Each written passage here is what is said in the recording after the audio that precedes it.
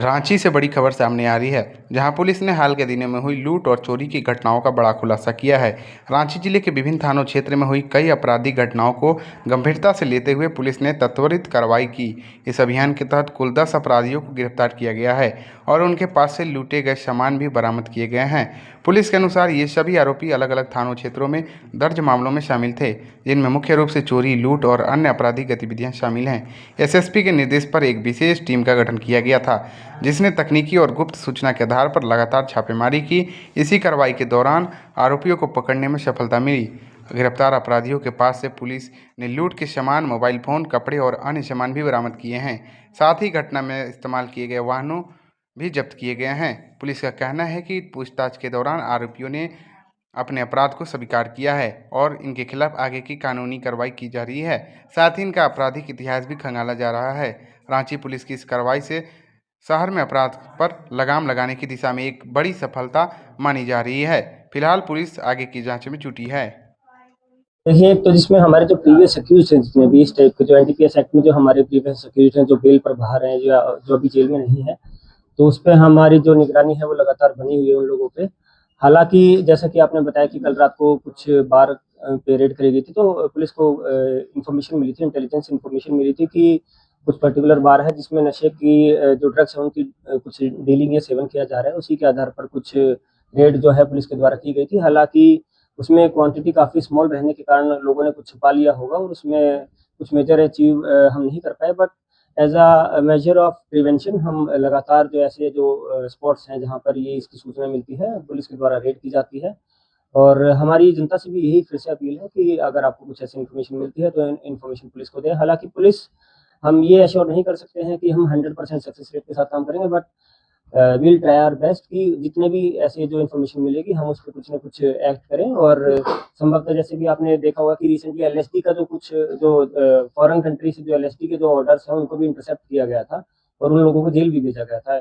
और उन्हीं लोगों के द्वारा जब सेकंड ऑर्डर जब उनका आया तो उसका भी इन्फॉर्मेशन हमारे पास आया था कि वो ऑलरेडी जेल में थे, बट उनका जेल जाने से पहले जो उन्होंने ऑर्डर प्लेस किया था उसको भी इंटरसेप्ट करके एक फ्रेश केस पुलिस के द्वारा फाइल किया गया था। तो इसी तरह लगातार हमारी नज़र जो है बनी हुई है। हालांकि किसी भी जो ये ड्रग्स मिसयूज या ड्रग्स का जो ये जो एनडीपीएस की जो प्रोहिबिटेड ड्रग्स है, इसके केसेस में सबसे ज़्यादा ज़रूरी हो जाता है एजुकेशन, अवेयरनेस। और हम पेरेंट्स से भी अपील करना चाहेंगे कि पुलिस अपना काम कर रही है, पुलिस डिटेक्ट करने में, पुलिस उनको कम करने में, उनकी एक्टिविटीज़ को रिस्ट्रिक्ट करने में पुलिस का रोल है। हालांकि अगर सिविल सोसाइटी और पेरेंट्स स्पेशली या स्कूल्स में अगर कुछ अवेयरनेस कैंपेन लगातार चलता रहे जिससे इसके साइड इफेक्ट्स का भी लोगों को पता चलता रहे, तो उससे जो पुलिस का जो काम है वो काफ़ी आसान हो जाएगा। और उससे जो पुलिस पकड़ते जब आदमी नशा कर रहा है, बेचने की कोशिश कर रहा है, अगर अवेयरनेस और ज़्यादा बढ़ेगी इसके जो साइड इफेक्ट्स हैं या फिर जो इसके न्यूरोलॉजिकल जो साइन लोग शो करते हैं, तो अगर अवेयरनेस ज़्यादा बढ़ेगी और लोग उस चीज़ का सेवन ही कम कर देंगे, जब कंज्यूमर्स ही कम हो जाएंगे तो उसके बाद जो बेचने वाले हैं उनकी मार्केट की डिमांड खत्म हो जाएगी और पुलिस का भी काम आसान हो जाएगा। हालांकि पुलिस इस काम ड्रग्स के अगेंस्ट जो हमारा स्पेशल ड्राइव है वो लगातार चलता रहता है। और इसमें हमारी मीडिया बंधुओं से भी अपील रहेगी कि आप लोग भी एक अवेयरनेस कैंपेन अपने माध्यम से चलाएं, ताकि ये जो नशे का जो सेवन है वो कम से कम, इसको जितना रिस्ट्रिक्ट किया जा सके उसका हम रिस्ट्रिक्ट करें और उसको एकदम खत्म कर दें। काफी लूटपाट की घटनाएं हुई थी। पहली घटना डोरंडा में 17 तारीख को हुई थी, जहां अपना मार्ट में लूट की घटना की गई।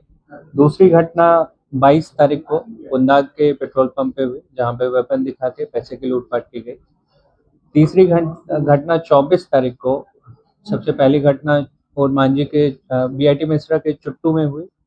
वहां से पैसा लूट के ये लोग फिर बीआईटी मिश्रा अंतर्गत विकास पेट्रोल पंप पहुंचे, वहां भी लूट की घटना की। उसके बाद वो लोग ओरमांझी के एक दुकान में गए, जो मेहता होटल के पास जो दुकान है, वहां पे चाकू चलाकर इन लोगों ने पैसे लूटे। और पांचवी घटना टाटी सिल्वे के एक गैस स्टेशन में हुई। तो छह घटना लगातार एक के बाद एक हुई और घटना की गंभीरता को देखते हुए वरीय पुलिस अधीक्षक महोदय के नेतृत्व में उनके द्वारा एक टीम बनाया गया, जिसमें 3 डीएसपी, 9 थाना प्रभारी और टेक्निकल सेल और अन्य अन्य और लोग इसमें काम कर रहे थे। इसमें काफ़ी संदिग्ध लोगों को हिरासत में लिया गया, उनसे पूछताछ की गई। जो भी हमारे पास सीसीटीवी फुटेज थे, टेक्निकल इंटेलिजेंस थे, उस पे वर्क किया गया और आखिरकार घटना का उद्भेदन किया गया। इसमें एक गिरोह सामने आया है जो अपना वर्चस्व बनाने के लिए और क्योंकि उनको नशे की भी आदत थी, तो उसके लिए, पैसे के लिए ये पूरी घटनाएँ एक के बाद एक कर रहा था। तो इसमें टोटल 10 लोगों की गिरफ्तारी हुई है, अन्य और गिरफ्तारी बाकी है।